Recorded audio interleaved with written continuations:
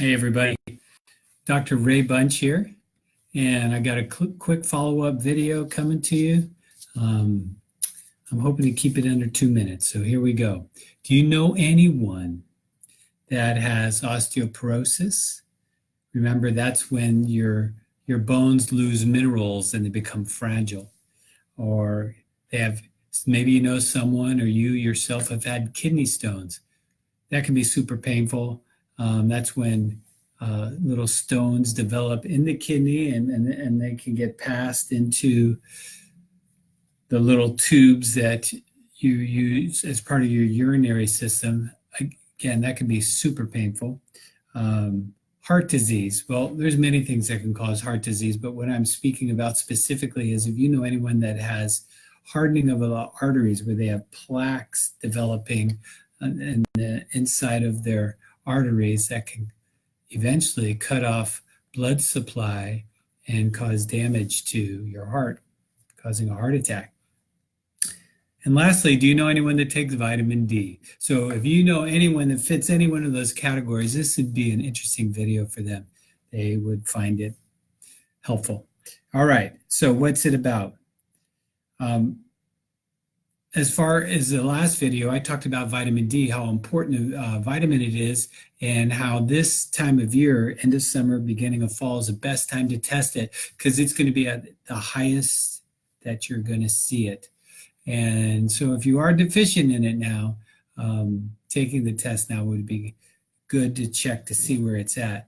But a lot of people go to their medical doctor, they get their vitamin D tested, the vitamin D is low, and the medical doctor puts them on a large amount of vitamin D.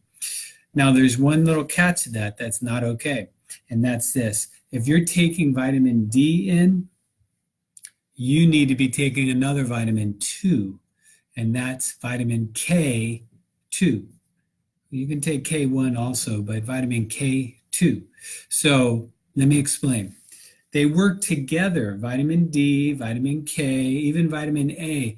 These are vitamins that you'll find mainly in fat, and if you're going to take foods in that you would eat for that stuff, and I'll give you a couple suggestions there.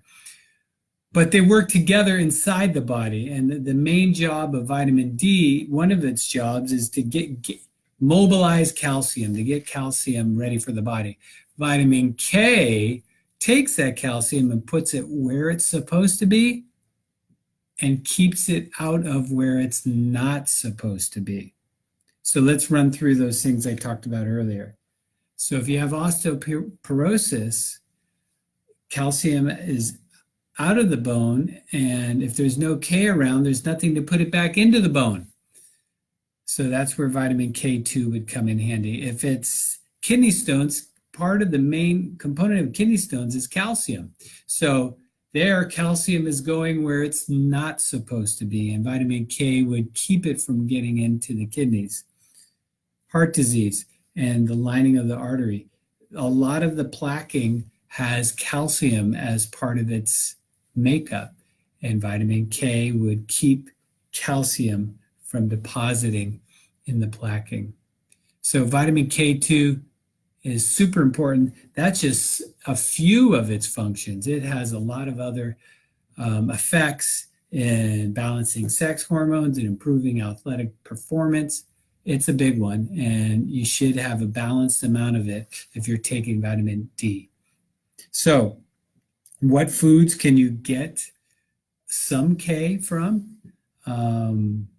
Egg yolks, but not just any egg yolk. You need to have a pastured organic chicken egg, and many people aren't eating those nowadays.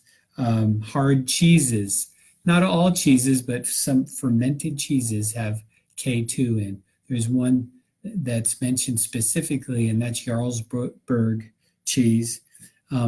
There's also probably what has the most amount of K2 is not a food that we would often eat.